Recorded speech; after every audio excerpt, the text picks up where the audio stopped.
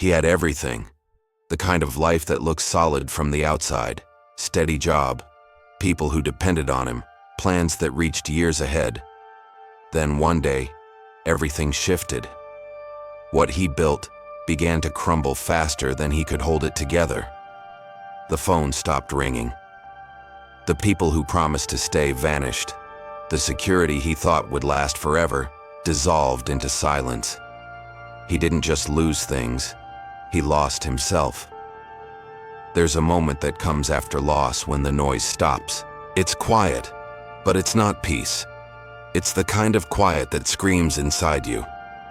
You replay every decision, every prayer, every moment you thought you were safe. You wonder if God saw it happen. You wonder why he didn't stop it. You look for meaning in the ruins, but all you find is pain. And that pain, raw, unresolved, unexplainable, becomes the space where God begins to rebuild everything you thought was gone. This is what no one tells you about loss. It's not just an ending, it's an awakening.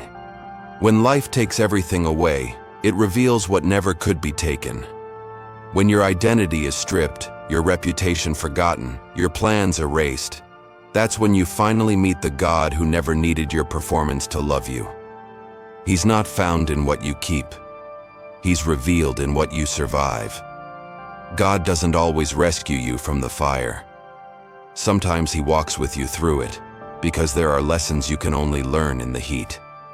Pain has a way of teaching what comfort never could. It breaks the illusion that you were in control, and it invites you into the freedom of trust. What the enemy used to destroy you, God uses to define you. The wound that once looked fatal becomes the very place where his power is born. If you've ever stood in the ashes of what you loved and thought it was over, this story is for you. Because it's not over. The God who allowed what you lost is the same God who will use it to reveal who you truly are.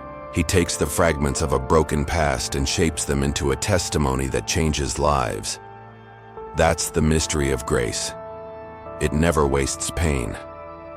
You may not see it now, but every loss has language. Every silence carries strategy. Every heartbreak hides an introduction to a version of you that pain could not destroy. You were not buried, you were planted. And when the time is right, what broke you will become the very soil that launches you into purpose. This is the story of transformation through loss. The story of pain turned into power. The story of what God can do when everything falls apart, and all you have left is him. It began without warning. One moment everything seemed secure, and the next, it all came undone. The stability that once felt unshakable started to fracture piece by piece until the life he knew no longer existed. The job that provided purpose vanished overnight. The people who once spoke loyalty disappeared without a word. The plans that looked certain turned to dust. In a single breath, the future he imagined became a memory he could no longer reach. When loss comes suddenly, it feels like time itself turns against you. You replay moments trying to find the one mistake that caused it all to fall apart. You question your prayers, your faith, even your worth. There's a heaviness that settles over you, not because of what's gone, but because of what it meant. When everything collapses, it's not just your life that breaks, it's your sense of identity. You start to wonder if you were ever as strong as you thought, or if everything you built was more fragile than you believed. In those first moments after loss, silence becomes unbearable. You wake up hoping it was just a dream. You look around for signs that maybe there's still something left to hold on to. But the silence answers louder than words. The phone doesn't ring. The opportunities don't come back. The people who promised to stay have moved on. That silence is where despair tries to settle, whispering that your best days are over. But there's something hidden inside collapse that only those who have lost everything can understand. It's the strange clarity that comes when you realize nothing is left to prove. When everything you depended on is gone, You see yourself and God without filters. That's when he begins to rebuild what can't be shaken. The breaking that feels like an ending is actually the unveiling of something unbreakable. God doesn't need stability to show his strength. He reveals his power in the ruins. What looks like destruction from your view might be reconstruction from his. He allows the walls to fall because he knows they were never strong enough to hold what he's about to build. Sometimes God lets what you built collapse, not because he's cruel, but because he's kind enough to destroy what would have destroyed you later. Pain has a way of exposing foundations. When everything you trusted crumbles, it forces you to face the question most people avoid. What was I really standing on? Was it success, reputation, approval, or the illusion of control? Collapse removes every false anchor until the only thing left to cling to is truth. And that's where faith begins, not in triumph, but in the wreckage. Maybe your collapse doesn't look like losing everything overnight. Maybe it's the quiet erosion of dreams you once believed would last. Maybe it's the slow distance between you and someone you thought would always be there. Collapse isn't always loud. Sometimes it happens silently, beneath the surface, while you're pretending to be fine. But no matter how it happens, the feeling is the same. The ground gives way, and you're forced to decide whether you'll fall apart or fall into God. What if this breaking isn't the end? What if this is the moment God's story for you begins? Because everything you've lost is temporary, but what he's building through it is eternal. The collapse didn't catch him off guard. It was permission for something deeper to rise. You may not see it now, but one day you'll look back and realize this wasn't the death of your destiny. It was the birth of it. We spend our whole lives trying to build something that feels safe. We plan, prepare, and organize every detail, believing that if we do things right, nothing will fall apart. Control becomes our comfort. We hold our relationships tightly, manage our image carefully, and try to predict the future as if worry could protect us from disappointment. But the truth is, control is an illusion. You can plan for everything except the unexpected. You can hold on to everyone except the ones who choose to leave. You can prepare for the future, but you can't stop life from shifting in ways you never saw coming. It's hard to admit, but much of what we call faith is really just control in disguise. We don't always trust God's timing. We trust our own. We pray for his will, but deep down, we hope his will looks exactly like ours. We want his blessing without surrendering our blueprint. That's why when things fall apart, it feels so personal. It's not just the loss that hurts. It's the realization that we were never in control to begin with. The collapse exposes how fragile our sense of power really is. When the predictable becomes unpredictable, you realize how much of your peace depended on circumstances staying in your favor. But God never called you to live in control. He called you to live in trust. Control depends on outcomes, but trust depends on character. And when the outcome no longer makes sense, that's when you learn whether your faith was built on comfort or conviction. There's a reason God sometimes lets life slip through your fingers. It's to teach you that the security you've been holding onto was never meant to save you. When you grip too tightly to the plan, you lose the purpose. God's greatest work often begins the moment you stop managing him. He doesn't ask you to understand, he asks you to surrender. And surrender doesn't mean giving up. It means giving God back what was always his. The illusion of control blinds you to the freedom of faith. You think you're protecting yourself, but you're really imprisoning your peace. You spend every day trying to prevent pain instead of trusting the one who can redeem it. You waste energy worrying about what might happen instead of resting in the one who already knows what will. Faith doesn't erase uncertainty. It anchors you through it. It doesn't promise understanding. It promises presence. There's a reason Jesus asked his followers to leave everything behind. not because he wanted them empty, but because he wanted them free. When you release control, you make room for grace. When you stop forcing outcomes, you finally start noticing his fingerprints. Control tries to predict God. Surrender allows you to experience him. You don't get miracles through control, you get exhaustion. But through surrender, you get transformation. Maybe that's what God is doing in your life right now. Maybe he's loosening your grip, not to punish you, but to prepare you. Because as long as you're clinging to what you built, he can't give you what he's building. He's not after your comfort, he's after your calling. And sometimes the only way to reach it is to let everything you thought you needed fall away. The illusion of control dies hard. It doesn't disappear in a single prayer or a single breakdown. It dies in the quiet moments when you choose to trust even when it still hurts. It dies when you stop asking why and start saying yes. It dies when you finally admit that peace was never found in knowing the plan, it was found in knowing the planner. Control gives you the illusion of safety, but trust gives you the reality of peace. And peace is better, because when you no longer need everything to go your way to feel secure, you become untouchable. Chaos loses its power over you. Fear loses its grip. The world may shake, but your soul doesn't. You begin to see that God's strength was never about keeping you from the storm. It was about keeping you steady through it. After the collapse, after the noise, there is silence. The kind that lingers longer than you expect. The kind that feels louder than pain. It's the quiet that follows loss when the people stop checking in, when the phone stops ringing, when the world goes on as if nothing happened. But your world hasn't moved at all. You wake up to the same emptiness, and everything familiar now feels foreign.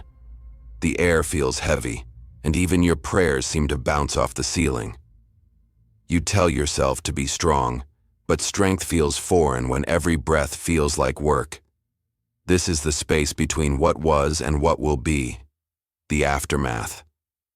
It's where faith is no longer a word you say, but a weight you carry. You start asking questions that sound like accusations. Where were you, God? Why didn't you stop this? Why did you let me lose what you knew I loved? You don't mean to doubt him, but the silence feels cruel. You search for comfort, but heaven stays quiet. And it's in that silence where many give up. Because silence, more than pain, makes you feel forgotten. But what if silence isn't absence? What if it's the sound of God listening? What if the quiet isn't proof that he left, but proof that he's near, so near that he doesn't need to shout to be heard? You see, we often mistake stillness for distance, but God often whispers when he's closest. The same way a teacher stops talking during a test, God sometimes goes quiet when he's teaching you to trust what you've already learned. His silence isn't rejection, it's refinement. The aftermath of loss is where faith stops being emotional and becomes essential. You don't pray for blessings, you pray to survive. You don't look for signs, you look for air. And in that raw, stripped-down space, you discover something you never would have learned in the comfort of control, that God is enough, not the idea of him, not the blessings attached to him, just him. The one who stays when everything else walks away. The one who doesn't rush your healing or demand your smile. The one who sits with you in the ashes, not speaking, just being. It's strange how the same silence that once terrified you can become the place where you finally feel peace. When the noise fades, you start noticing the small signs of his presence. A verse you'd forgotten comes back to mind. A quiet moment in prayer doesn't feel empty anymore. It feels sacred. You realize that even though you lost much, you didn't lose him.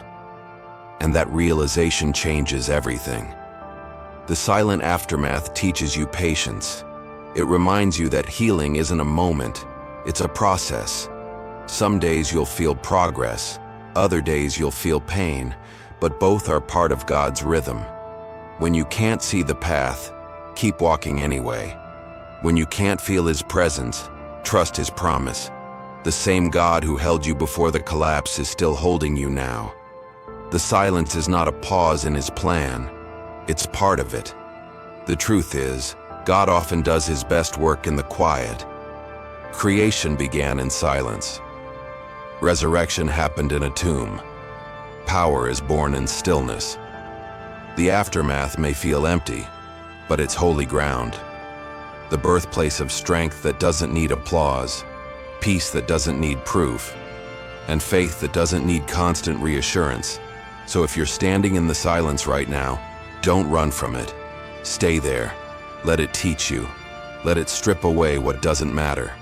Let it shape the kind of faith that isn't dependent on noise, because noise fades. But peace, the peace that only God gives, stays. The silence that once felt like a punishment will one day become the proof that He was working all along, even when you couldn't hear Him. There comes a point when every believer faces a question that shakes the foundation of their faith. Why would a good God allow something so painful? If He's powerful enough to stop it, why didn't He? These questions don't come from rebellion, they come from heartbreak. You look at the wreckage of what used to be your life, and you can't make sense of it. You prayed, you believed, you did everything right, or at least tried, and still, it happened. The betrayal, the loss, the collapse. It's in those moments that pain feels personal, as if heaven itself turned away. But what if God doesn't prevent certain storms because He plans to use them? What if the very thing you begged Him to remove was the tool He intended to refine you with? The truth is, there are lessons that peace can't teach. There's a version of you that only pain can introduce. You don't find depth in comfort, you find it in the breaking. And while the enemy brings pain to destroy, God allows pain to develop. The same storm that the devil sends to sink you, God uses to strengthen you. There's a difference between God causing pain and God using it. He doesn't delight in your suffering, but He refuses to waste it. He's not the author of evil, but He's the redeemer of everything it touches. If He allowed it, it's because He saw something beyond it. Pain is not punishment, it's process. It's the classroom of trust, the fire that reveals what can't be burned away. The moment you stop asking, "Why me?" and start asking, "What now?" the lesson begins. It's uncomfortable, but pain is often God's most effective teacher because it demands your attention. Comfort lets you drift. Pain forces you to decide. It exposes where your hope was misplaced. You thought your security came from stability. Your peace came from predictability. Your worth came from what you could keep. But pain strips all that away until all that's left is God. And that's where healing starts. You stop treating Him like a backup plan and start realizing He's the foundation. When God allows what hurts, He's not abandoning you. He's reintroducing Himself. You saw Him as provider, now you'll know Him as sustainer. You trusted Him in blessing, now you'll trust Him in breaking. You praised Him in public, now you'll learn to meet Him in private. Every new revelation of who He is comes through a different kind of pain. The cross wasn't comfortable, but it was necessary. And so is your process. There's something sacred in realizing that God didn't fail you by allowing pain. He trusted you with it. He knew you'd survive it. He knew it would grow something in you that comfort never could. It's not that He wants you to hurt, it's that He wants you to heal the right way, deeply, not superficially. Because what you learn in suffering will become the strength someone else needs later. Your pain becomes your credential. The place that broke you becomes the platform from which you'll speak life to others. Maybe that's why the Apostle Paul could say, "I delight in my weaknesses, in insults, in hardships, in persecutions, in difficulties, for when I am weak, then I am strong." He wasn't celebrating pain, he was recognizing purpose. He understood that what hurts you also humbles you. It breaks your pride, clears your vision, and softens your heart to others who are suffering. God uses what the enemy meant for evil and flips it into empathy, authority, and anointing. When God allows what hurts, it doesn't mean he's silent, it means he's strategic. Every delay, every loss, every wound becomes part of a greater alignment you can't yet see. Pain changes how you see yourself, but more importantly, it changes how you see him. You stop looking for a God who fixes everything instantly and start discovering a God who forms everything intentionally. And one day when you look back, you'll see that the very thing that broke you was also the thing that built you. You'll realize that the tears you cried became the water that grew your faith. What was once your greatest question will become your clearest revelation.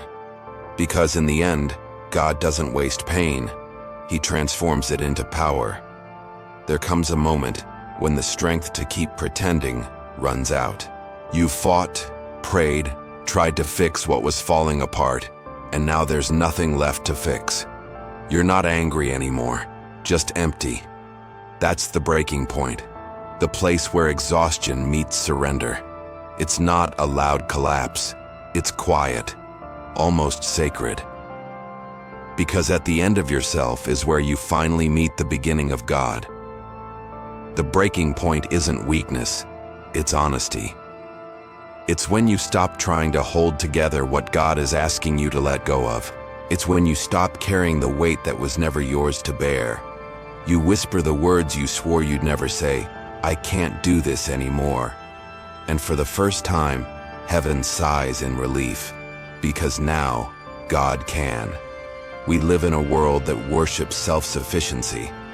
We're taught to push harder, to be strong, to never show weakness. But faith doesn't grow in the soil of self-dependence. It grows in surrender. You can't experience divine power while clinging to personal control. As long as you're trying to fix everything, God will step back and let you. But the moment you let go, he steps in. Surrender is not defeat. It's alignment. It's not giving up on life. It's giving in to purpose. You've tried your way, your timing, your strength, your understanding, and it led you here, to the end of what human effort can do. The breaking point strips you of every illusion of control until all that's left is truth. You were never meant to carry it alone. In that place of surrender, something holy happens. The same hands that felt heavy with loss begin to feel light with release. The tears that once symbolized defeat become cleansing. You stop running, stop pretending, stop striving, and you finally rest. Not because everything is fixed, but because you've realized you don't need to fix it anymore. God doesn't need your perfection, he needs your permission. When you surrender, heaven moves differently. The peace that makes no sense begins to settle. The noise that once consumed your mind fades. You start noticing that clarity doesn't come through control. It comes through letting go. That's when you feel the gentle strength of God taking over, not in a storm of miracles, but in quiet assurance. It's subtle at first, the calm within chaos, the whisper in the middle of weeping, but it's real. That's where faith starts breathing again. It's easy to talk about trust when everything works. It's harder when you have nothing left to trust with. But that's the kind of trust that heaven responds to, the desperate, trembling kind that says, even now I still believe. That's the kind of faith that moves mountains, not because it's strong, but because it's surrendered. There's power in reaching the end of yourself because that's where resurrection begins. Every great move of God starts with someone who ran out of options. Moses had no plan, just obedience. Elijah had no energy, just a whisper. Jesus himself prayed, "Not my will, but yours be done." The breaking point has always been the birthplace of miracles. Because God doesn't meet you at your strength, he meets you at your surrender. You see, surrender isn't the loss of control. It's the transfer of control. It's handing the pen back to the author who knows how to finish the story better than you do. It's trusting that his edits aren't erasing you, They're redeeming you. The pain that brought you here was never meant to destroy you. It was meant to break open what pride had sealed shut. So if you're standing at the edge, ready to give up, maybe that's the best place you could be. Because when you've run out of strength, you're finally positioned to receive His. The same God who allowed the breaking is the one who's been waiting for your surrender. And once you release it, you'll realize something profound. What you thought was the end was actually the invitation. The breaking point wasn't your failure. It was God's doorway into your freedom. After surrender comes silence again, but this time it feels different. You're no longer fighting the quiet. You're learning to live in it. The wilderness is where God leads you after the breaking, not to punish you, but to prepare you. It's the in-between, the place between where you were and where He's taking you. It's not glamorous and it's not fast. It's slow, stretching, and often lonely. But if you listen carefully, you'll realize the wilderness is not a place of abandonment. It's a sanctuary of transformation. The wilderness strips away everything that once defined you. The noise of success, the comfort of routine, the applause of people. It all disappears. You begin to see how much of your faith depended on being surrounded. But here, there's no audience, no spotlight. Just you, your weakness, and a God who refuses to let your pain go to waste. This is where you learn that His presence is enough. You start to depend on whispers instead of wonders, on stillness instead of signs. It's a different kind of faith, one that doesn't need evidence to stay alive. Every person God used powerfully went through the wilderness. Moses found his calling there. David learned to worship there. Jesus Himself was tested there. The wilderness isn't a detour, it's divine design. God takes you there to remove distractions that kept you from hearing Him clearly. When everything else is stripped away, what remains is real. You can't fake faith in the desert. You either have it or you find it. The sacredness of the wilderness lies in its simplicity. No one celebrates you there. No one claps when you wake up and pray. No one sees the battles you fight alone, but heaven does.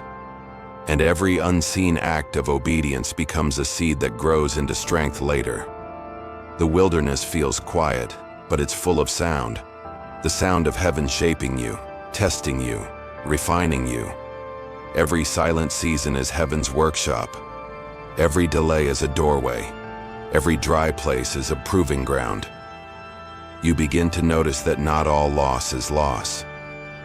Some of what God removes in the wilderness was the very thing holding you back. People you thought you needed fade away, not because God is cruel, but because they couldn't go where you're going. Opportunities close because He's protecting you from distractions that would have derailed your growth. The desert looks empty, but it's actually full of divine strategy. God hides you here so that when you re-emerge, you're ready, not just gifted, but grounded. The wilderness also exposes the truth about your heart. You start to see what you really believe when the blessings stop flowing. You learn whether your faith was built on outcomes or on intimacy. It's easy to praise when everything's working. It's different when all you have left is the promise. But that's the point. God wants to teach you how to survive on His word alone. Because once you've learned to trust Him in the wilderness, nothing can shake you outside of it. There's a stillness that comes in this sacred season. The same silence that once felt like punishment becomes peace. You stop begging for answers and start learning to rest in assurance. You start realizing that provision was never about abundance. It was always about awareness. Manna falls in the wilderness, not in Egypt. Water flows from rocks, not rivers. You begin to see that even in scarcity, God provides exactly what you need. No more, no less. And through that, you learn gratitude that doesn't depend on gain. The wilderness is holy because it's honest. It's where masks fall, motives are exposed, and dependence on God becomes real. You can't fake surrender here. You can't pretend faith. Everything false burns away until what's left is pure, unshakable trust. When you finally come out of it, you don't look the same. You walk slower, speak softer, listen deeper. You stop chasing blessings and start carrying them. Because the greatest miracle of the wilderness isn't what you gain, it's who you become. So don't despise this season. Don't rush it. Don't call it punishment when it's actually preparation. You're being trained for the weight of what's next. You're being refined for a promise you haven't seen yet. And when it's time, when the lesson is complete, you'll look back and say, "That dry place was where God taught me to drink from Him alone." The wilderness wasn't wasted. It was sacred. Healing rarely looks the way we expect it to. We imagine divine restoration as sudden, visible, and dramatic, like a spotlight moment where everything broken becomes beautiful in an instant. But God doesn't heal on human timelines, and He doesn't always heal in public view. Most of His greatest miracles happen behind the curtain, in places no one can see. Long before restoration reaches the surface, God is already rebuilding you underneath the pain. Hidden healing begins when you stop seeing silence as punishment and start recognizing it as preparation. You may not feel progress, but heaven is busy. God is doing surgery on your soul, removing attachments that were never meant to stay, reshaping desires that once ruled you, and teaching your heart to beat in rhythm with His again. Every delay is a form of divine protection. Every unanswered prayer is God rearranging what needs to shift before He releases what you've been asking for. He doesn't withhold because He's cruel. He waits because He's wise. Healing isn't instant because transformation takes time. God isn't just fixing your situation, He's forming your spirit. That's why the breakthrough hasn't come yet, because the real miracle is happening inside you. He's strengthening what collapsed, mending what pride once blinded, and softening what pain made hard. You think you're standing still, but heaven sees motion. Every tear that falls is watering the soil of your next season. Every lonely night is producing the depth that peace will one day fill. There are moments when it feels like nothing is changing, when the prayers feel stale and faith feels small. But that's where the most sacred work is done. God's healing process is quiet because He wants your trust, not your applause. If He showed you everything He was doing, you'd stop needing faith. But faith isn't knowing. It's trusting when you can't see. He's not ignoring you. He's rebuilding you where no one else can interfere. Think about a seed buried underground. It looks dead, forgotten, lifeless. But in truth, it's breaking open, roots spreading in the dark.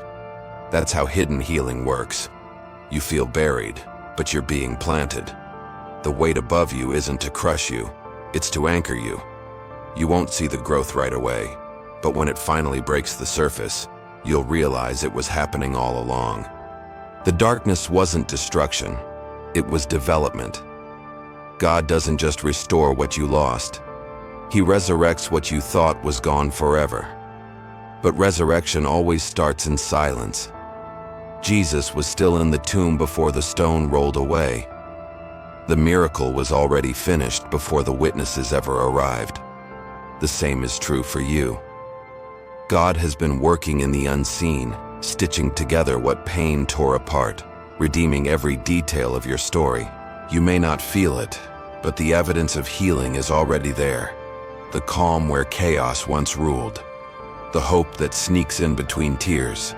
The peace that doesn't make sense yet refuses to leave. Sometimes healing looks like no longer needing what once broke you. The person who hurt you still exists, but they no longer own your peace. The memory that once haunted you now feels distant, like a storm that's passed. That's not time. That's transformation. God's hand has been steady over you, taking what wounded you and shaping it into wisdom. The pain didn't disappear, but it lost its power to define you. The beauty of hidden healing is that no one else gets the credit. No person restored you. No opportunity saved you. No circumstance rescued you. It was God, quietly, patiently, faithfully. The very moments that felt like abandonment were actually evidence of his involvement. When you couldn't hear him, he was holding you. When you felt forgotten, he was finishing the work. One day when you step into the next chapter, you'll look back and realize you weren't waiting for healing. It was waiting for you. Waiting for you to release, to trust, to stop reaching for the old and make room for the new. The season you called delay was really a cocoon. And now, when you emerge, you'll understand what it means to say, "I'm not who I was, and I never want to be again." Because hidden healing doesn't just restore, it transforms. Pain is a mirror. It reflects what you believe about God, about yourself, and about the world. Two people can walk through the same fire. One comes out bitter, the other comes out burning with purpose. The difference isn't what happened to them, it's how they saw it. Perspective is the lens that either imprisons you in pain or propels you toward power. It decides whether your suffering becomes your story or your strength. At first, pain feels like punishment. You replay what went wrong and assume that loss must mean you did something to deserve it. But God doesn't use pain to punish. He uses it to produce.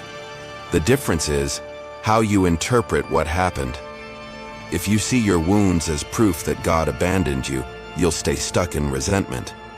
But if you see them as places where God is preparing you, your wounds become windows, openings through which His glory shines. Perspective doesn't change what happened, but it changes what happens next. You can't rewrite your past, but you can reframe it. What you call failure might have been formation. What you call betrayal might have been protection. What you call loss might have been God's way of making space for something greater. The pain didn't take your purpose, it redirected it. And once your vision shifts, you stop asking, "Why did this happen to me?" and start asking, "What is this teaching me?" That's the moment everything changes. Because when pain becomes your teacher, instead of your tormentor, growth begins. You stop fighting the process and start learning from it. You realize that God wasn't trying to break you. He was breaking what was breaking you. Pride, fear, dependence on people, the illusion of control. Pain dismantles what blocks your peace. It clears away what keeps you blind to what truly matters. Perspective is the difference between despair and destiny. Joseph was betrayed, sold, forgotten, and imprisoned, but he never lost sight of the truth. You meant it for evil, but God meant it for good. That single statement is the anthem of every healed soul. It doesn't deny the pain, it redefines it. It turns tragedy into testimony. It refuses to let darkness have the final word. When you begin to see your story through the eyes of purpose, the very thing that tried to destroy you becomes the evidence that you were destined for more. The enemy wants you to focus on what you lost. God wants you to focus on what's left, because what's left is always enough for Him to work with. When Jesus fed the 5,000, He didn't start with abundance. He started with fragments, a few loaves, a few fish, and a willing heart. Your fragments are enough.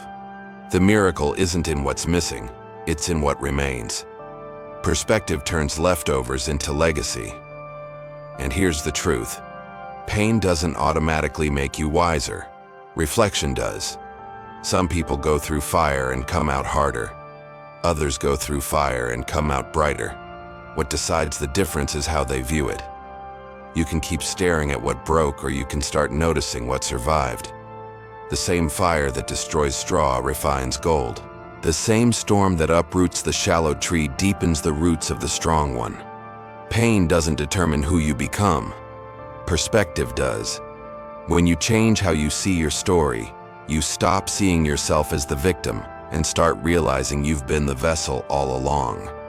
You stop being defined by the event and start being defined by the endurance. What was once your scar becomes your symbol of victory. What was once your pain becomes your pulpit. You no longer tell the story with shame, you tell it with power. Because you've seen what pain can do when placed in God's hands, it transforms from weapon to witness. Perspective doesn't deny reality, it redeems it. It allows you to acknowledge what was broken without being bound by it. You stop waiting for closure from people who hurt you because you've already found completion in the purpose it produced. You start thanking God not just for what He gave, but for what He took away. Because sometimes the blessing wasn't in what you gained, it was in what you lost and lived through. When you finally understand this, your heart shifts. Gratitude replaces grief. Faith replaces fear. And you begin to walk in a quiet confidence that says, even if I don't understand it, I trust it. That's when pain loses its power to define you. It becomes fuel, not a fortress. You realize you were never buried. You were built, and what once looked like the end of your story becomes the beginning of your strength. There comes a day when you look back and realize you survived what was meant to end you. It doesn't happen all at once. It's not a dramatic scene or a lightning strike of revelation. It's quiet. You're doing something ordinary, driving to work, folding clothes, walking alone, and suddenly you feel it. The weight you've carried for so long isn't there anymore. The ache that once controlled your thoughts has softened. You catch yourself laughing again, dreaming again, breathing without fear. And that's when it hits you. You made it. You didn't just endure it, you've been transformed by it. This is the moment of recognition. The point where your pain no longer defines you, it refines you. You look at the same memories that once brought tears and now feel something different, gratitude. Because now you see what you couldn't before. You see how the storm didn't destroy you, it revealed you. The things that fell apart were never meant to last. The people who walked away created space for the ones who will truly stay. The doors that closed redirected you to paths you would have never chosen, but now you wouldn't trade. You begin to understand that the loss was never random, it was redemptive. When you reach this moment, perspective and peace collide. You stop asking, why me, and start saying thank you. Not because the pain was good, but because it worked for good. Every tear you cried became the water that grew your strength. Every night you thought you wouldn't make it through became proof that you could. Every unanswered prayer became an invitation to discover what you really needed, God Himself. He never promised a life without pain. He promised a purpose within it.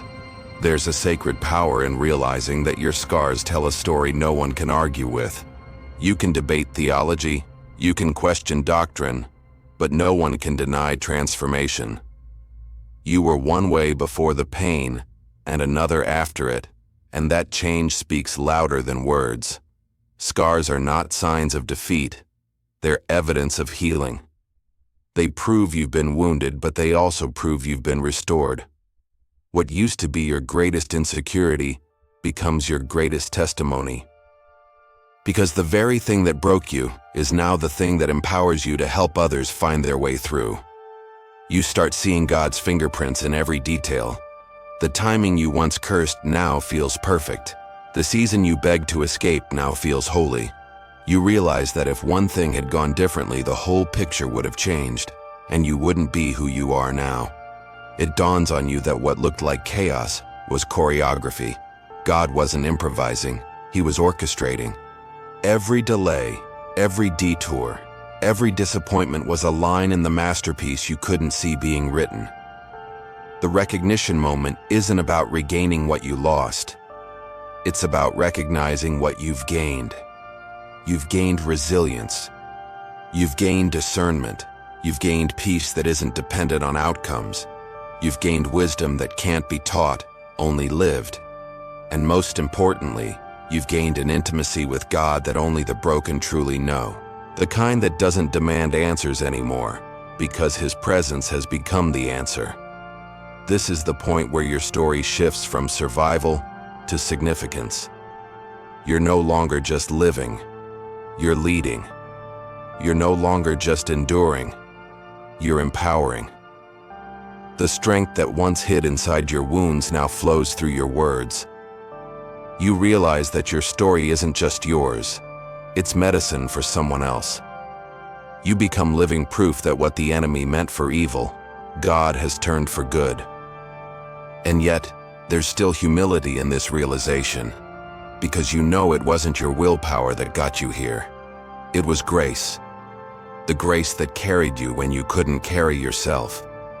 The grace that turned tears into testimony. The grace that transformed pain into power. You don't brag about surviving, you worship because you did. Every breath becomes a reminder. If not for God, I wouldn't be here. The moment of recognition is sacred because it reveals both who God is and who you've become. You're not the same person who started this journey, and that's the point. Pain was never meant to take you back to who you were. It was meant to introduce you to who you're meant to be. You've been refined, not ruined. You've been strengthened, not shattered. And now, when you look at your scars, you don't see pain anymore. You see purpose. At some point, after the wilderness, after the silence, after the surrender, comes the return. It's the season when God begins to rebuild, but not in the way you expect. You don't come back to life the same way you left it. You don't chase the same things or crave the same approval. The rebuilding is not about replacing what you lost. It's about revealing what was reborn in you. You start walking again, but your steps are different, slower, stronger, more deliberate. You've learned too much to move carelessly now. You've seen too much to live without meaning. When God rebuilds, He doesn't restore the old structure. He creates something entirely new. He doesn't resurrect what was shallow. He resurrects what was sacred. What you thought was destroyed was only redesigned. The pain became the foundation of purpose. The ruins became the framework of revelation. God doesn't recycle your past. He repurposes it. You thought you lost everything, but what you really lost was everything that couldn't stay. Rebuilding begins with vision. The kind of vision that comes only after loss, when your priorities have shifted, and you see clearly for the first time. You stop chasing comfort and start pursuing calling. You stop building for validation and start building for value. You're no longer trying to prove anything. You're simply trying to be faithful. The old you wanted results. The new you wants relationship. The old you built monuments. The new you builds meaning. That's what pain does. It purifies motives. It burns away the unnecessary until only purpose remains. There's a quiet beauty in rebuilding with God. It's slower than you want, but deeper than you dreamed. Each brick you lay now carries intention. Every choice comes from wisdom, not desperation. You're no longer afraid of starting small because you understand that strength grows in layers. You've learned that slow doesn't mean stagnant. It means sustainable. The same God who allowed your breaking is now guiding your building, and His pace is perfect. In this season, what once embarrassed you now empowers you. You're not hiding your scars. You're building with them. They've become proof of endurance, strength, and redemption. When people ask how you survived, you don't give them strategy. You give them truth. I didn't rebuild myself. God did. Because the greatest stories of restoration are not about human effort. They're about divine grace. Rebuilding doesn't mean everything suddenly becomes easy. There are still days when the echoes of loss whisper in your ear, trying to convince you that you'll never fully recover. But now, you know the difference between the voice of fear and the voice of faith. Fear tells you you're still broken. Faith reminds you that broken things in God's hands become instruments of glory. You no longer chase perfection, you pursue purpose. You don't look for what's missing. You use what's left. God's rebuilding process always begins with identity. Before He restores what you have, He redefines who you are. You start remembering that your worth was never in what you could achieve, but in who you belong to. You're no longer the person trying to earn love. You're the person who knows they already have it. And when you build from that truth, nothing can shake you. Because now your foundation isn't built on success, it's built on surrender. The return is not a step backward, it's a step into destiny. The same place that once held your pain now becomes the platform for your purpose. You begin to serve others not because you've arrived, but because you've survived. You stop hiding your story and start sharing it, because you realize your healing was never just for you, it was for the people who will hear it next. What once felt like an ending becomes the key that unlocks freedom for someone else. When God restores, He multiplies. He doesn't just give back what was taken, He gives back with increase. Not always in possessions, but in perspective. Not in wealth, but in wisdom. Not in comfort, but in calling. You may not have what you once did, but what you have now can't be taken from you. You've become the kind of person the storm can't break anymore. You've become a vessel of power that was born from pain. This is the beauty of divine rebuilding. You're living proof that resurrection isn't just an event, it's a lifestyle. You walk differently because you've been rebuilt on purpose. You speak differently because you've tasted grace. And you love differently because you've met the God who makes broken things whole again. The return isn't about going back to what you had. It's about becoming who you were always meant to be. Every story of redemption reaches a point where healing no longer ends with you. It begins to flow through you. The pain that once silenced you becomes the very sound God uses to reach others. You stop carrying your story like a burden and start carrying it like a weapon. What once made you weep now makes you wise. What once weakened you now fuels you. This is the overflow, the place where personal restoration turns into divine influence. You're no longer asking, "Why did I go through this?" But rather, "Who can I help because I did?" The overflow happens when the scars stop bleeding and start speaking. You begin to see that everything you walked through wasn't just about your healing.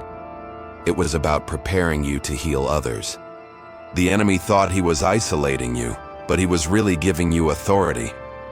You can now stand beside people who are drowning in the same waters that almost took you under and say, "I know this pain, but I also know the God who brought me out." That kind of testimony doesn't come from theory, it comes from survival. You can't fake it. You've lived it, and that gives your words power. Turning pain into power doesn't mean you forget what happened. It means you've stopped being defined by it. It's not pretending you're fine, it's realizing you're freer. Pain once controlled your story. Now it crowns your calling. God doesn't just remove the sting of suffering. He redeems it so fully that the thing you thought disqualified you becomes the very thing He uses to set others free. That's what divine redemption looks like. It doesn't erase your past. It transforms it into purpose. When you live in the overflow, you start to see everything differently. What once seemed wasted becomes woven into wisdom. You recognize that God's healing isn't just restoration, it's multiplication. He never just fills the cup, He makes it overflow. Because He's not only trying to comfort you, He's commissioning you. Every healed heart carries a responsibility to reach back and lift someone still standing where you once fell. That's how heaven works. It redeems the pain of one to rescue the many. You might not realize it yet, but your life has already become a testimony. The fact that you're still standing is a sermon in itself. Someone else's faith will be born from your endurance. Someone's hope will rise because you refused to quit. Your survival is evidence that God still works miracles, and the greatest miracle of all is a heart that was once shattered now overflowing with peace. You don't have to be perfect to be powerful. You just have to be willing to pour. The overflow also changes how you pray. You stop asking God to make life easier and start asking Him to make your spirit stronger. You stop chasing blessings and start becoming one. You realize that the purpose of healing was never just for your comfort. It was for your calling. Every word you speak, every act of compassion, every time you forgive when it would be easier to stay angry, heaven uses it. Your pain has become your platform, your tears your testimony, your endurance your evidence that God wastes nothing. And when you see others walking through their own storms, something inside you shifts. You no longer feel pity, you feel partnership. You can look at them and say, I know what it's like to lose everything and still find God faithful. That's the language of the healed. It's not detached, it's deeply empathetic. You don't stand above anyone, you kneel beside them, showing them that redemption is possible because you've lived it. That's how pain turns into power. It makes your love unstoppable. When you operate from overflow, joy becomes natural, not the loud, temporary kind, but the quiet kind that sits deep in your soul. Gratitude becomes your default. Peace becomes your proof. You realize that everything you went through wasn't wasted. It was investment. The more you pour out, the more He pours in. The more you give grace, the more grace grows in you. You live from abundance, not scarcity. Because what you found in the breaking was not loss, it was limitless. The truth is, the overflow isn't about having more, it's about becoming more. Becoming more compassionate, more courageous, more dependent on God. Pain may have emptied you, but grace has filled you to the brim. You are no longer the same person who once begged God to remove the storm. You've become the evidence that He can turn the storm into strength. And when you walk into a room now, you don't carry the fragrance of pain, you carry the presence of purpose. This is the overflow. The place where your story becomes someone else's survival guide. The place where your scars shine like oil lamps in the dark, lighting the path for others to see their way home. The place where pain bows to power, and where your voice, once trembling, now carries the authority of heaven itself. Because when God redeems a life, He doesn't just heal it, He multiplies it. Every journey through pain reaches a sacred ending, not where the story stops, but where the heart finally understands. You realize that everything that once hurt you had a hidden hand guiding it. Every loss, every silence, every unanswered prayer was never random. It was strategy. It was love wearing the disguise of breaking. You thought you were being abandoned, but you were being rebuilt. You thought God had taken everything, but He was actually making room for something greater. This is the final revelation. Pain was not the end of you. It was the introduction to who you were always meant to be. You begin to see it now, clearly, like the dawn after a long night. The moments that felt wasted were weaving wisdom. The seasons that felt empty were storing strength. The wounds that once bled now shine like windows, revealing how much light has entered through them. You start to recognize that the very thing you begged God to take away was the same thing that taught you to hear His voice. It broke what needed breaking, humbled what needed humbling, and healed what no one else could reach. This is what divine transformation looks like. Not perfection, but peace. Not understanding every reason, but trusting every outcome. God didn't give you back what you lost. He gave you something better. Himself. And now you know, that was what you were missing all along. He was never preparing you for comfort. He was preparing you for communion. He didn't want to make life easier. He wanted to make your spirit eternal. The pain was never punishment. It was preparation for power. And so now, you no longer look at your scars with shame. You trace them like reminders of where grace met you. You no longer resent the breaking because you've seen what it built. You don't need to ask God why anymore. You've learned to say thank you, because without the valley, you would have never discovered the strength to climb. Without the silence, you would have never learned to listen. Without the loss, you would have never learned that love was never gone. The story wasn't about pain, it was about purpose. And through every dark chapter, God was still writing redemption. So take a deep breath and remember this. The same God who walked you through the storm still walks beside you now. He never left. He never stopped speaking. He never stopped shaping. And what he started in your pain, he will finish in his power. Because that's who he is. A God who turns endings into beginnings, ruins into revelations, and ashes into anointing. The story isn't over. It's just entering its most beautiful part. Let's pray. Father, thank you for every breaking that became a blessing. Thank you for every silence that became a classroom, and every loss that became a doorway to your presence.